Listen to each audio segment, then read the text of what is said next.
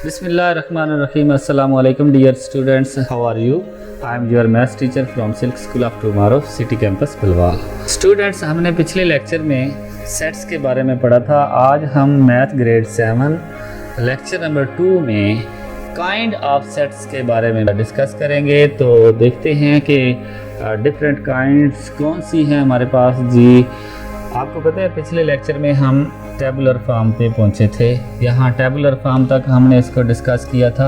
आज हम आगे काइंड्स के बारे में, टाइप्स के बारे में डिस्कस करेंगे. Different types of sets.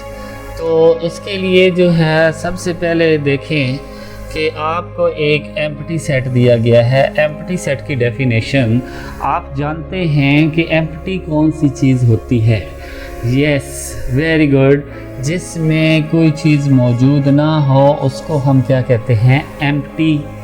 अगर सेट भी ऐसा हो जिसमें कोई एलिमेंट मौजूद ना हो तो उसको हम कहते हैं एम्प्टी सेट. देखें, set containing no elements. No elements means कि उसमें कोई एलिमेंट्स नहीं है तो उसको हम क्या कहेंगे? Empty set. उसके लिए हमारे पास ये ब्रैकेट्स को हम शो कर सकते हैं या इसकी जगह पे हम ये फाई लगा सकते हैं.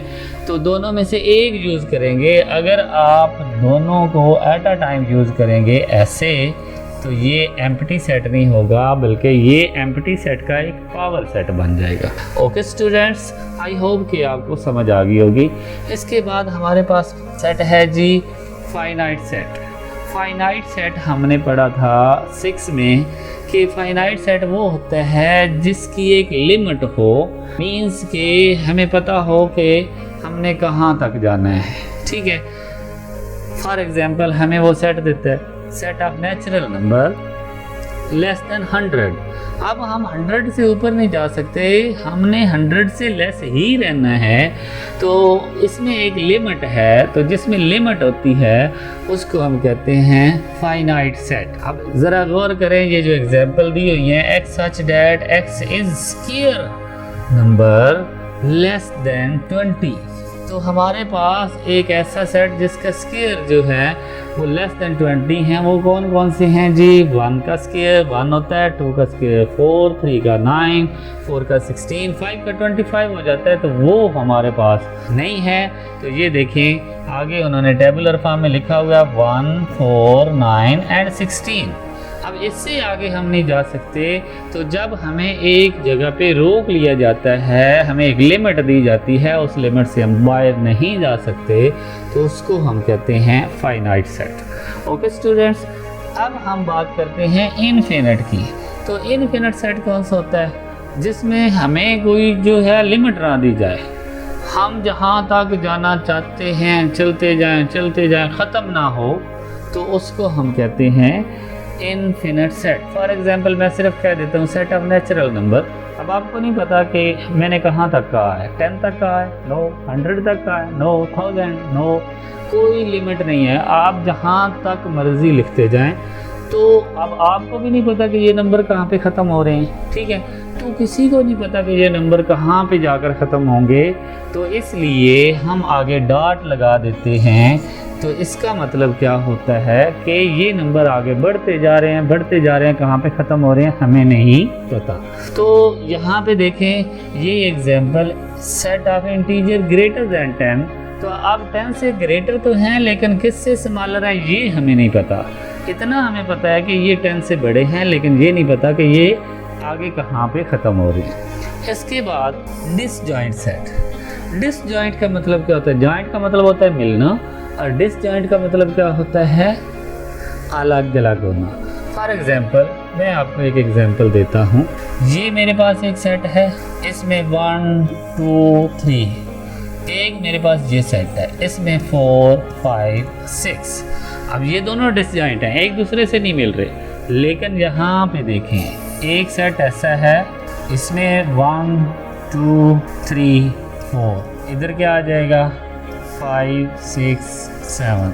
अब ये 4 जो है ये दोनों में काउंट हो रहा है. तो इसमें देखें कि ये डिसजॉइंट सेट्स थे जिनमें कोई कॉमन नहीं था. इसको हम डिसजॉइंट सेट कहते हैं। ये दोनों जो हैं ये हमारे पास क्या होंगे जी, डिसजॉइंट सेट्स। और ये जो हमारे पास दोनों हैं ये हमारे पास क्या होंगे जी, ओवरलैपिंग सेट। ओवरलैपिंग क्या होते हैं, जो कि एक लूप बनाते हैं एक दूसरे के साथ। मीन्स के उनमें कुछ ना कुछ एक एलिमेंट या दो एलिमेंट कॉमन होते हैं, तो उसको हम कहते हैं ओवरलैपिंग सेट। तो इससे आगे हम देखते हैं कि हमारी डेफिनेशन क्या है। ये ओवरलैपिंग भी हो गया जिसमें कोई एक कॉमन हो। इसके बाद इक्विवेलेंट सेट्स। इक्विवेलेंट सेट्स वो होते हैं जिनमें नंबर ऑफ एलिमेंट्स इक्वल हों।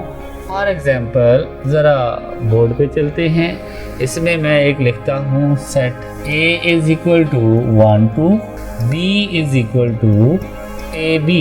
तो ये जो है इसमें भी 2 एलिमेंट्स हैं, इसमें भी 2 एलिमेंट्स हैं, तो इनको हम क्या कहेंगे, equivalent sets. Okay students, number of elements जिनमें इक्वल होंगे उनको हम क्या कहेंगे, इक्विवेलेंट सेट्स। तो आगे हम चलते हैं जी, आगे हमारे पास डेफिनेशन कौन सी है जी। इसके बाद फॉर एग्जांपल ये इक्वल की बात हो रही है। अब इक्वल में आपको पता है इक्वल कौन सी चीज़ें होती हैं, जो बराबर हों। तो बोर्ड पे चलते हैं, इसको देखते हैं। अब ये हमने पढ़ा था इक्विवेलेंट सेट, लेकिन इसी को अगर मैं इक्वल की बात कहूँ तो कैसे बनाएंगे।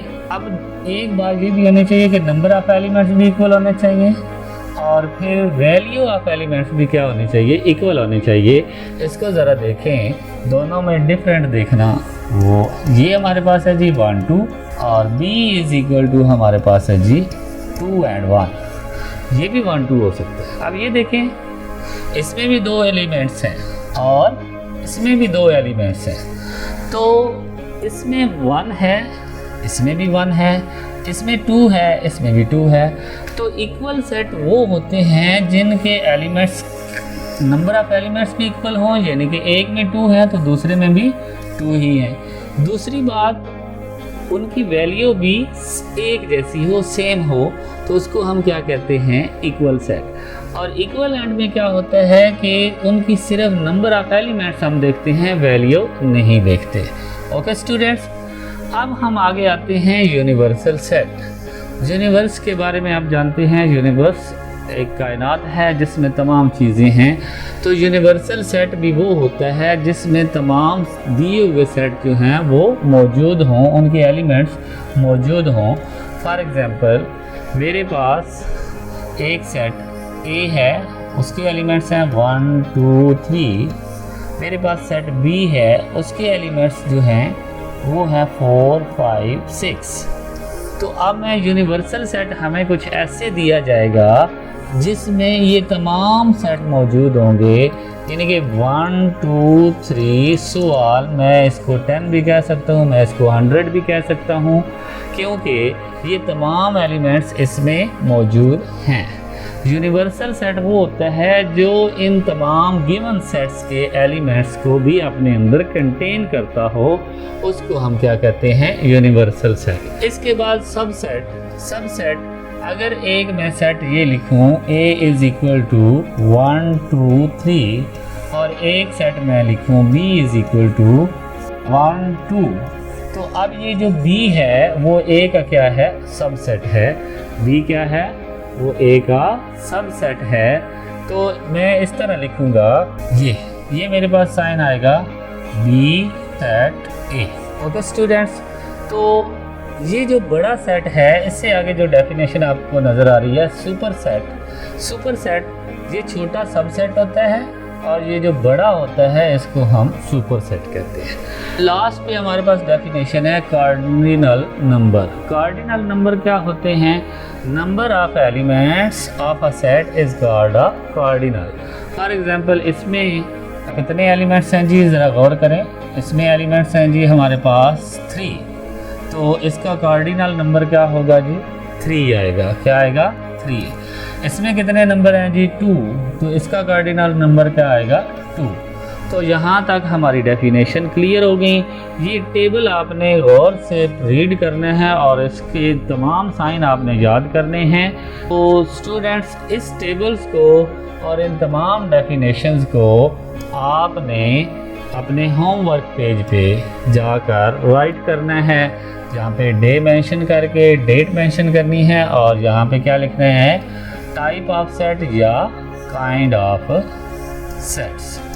तो ये आपने लिखकर नीचे तमाम डेफिनेशन लिखनी है और उस टेबल को भी लिखना है और याद करना है। इंशाल्लाह हम नेक्स्ट लेक्चर में आपको ऑपरेशन के बारे में बताएंगे। तब तक इजाज़त दें। अल्लाह हाफ़िज़।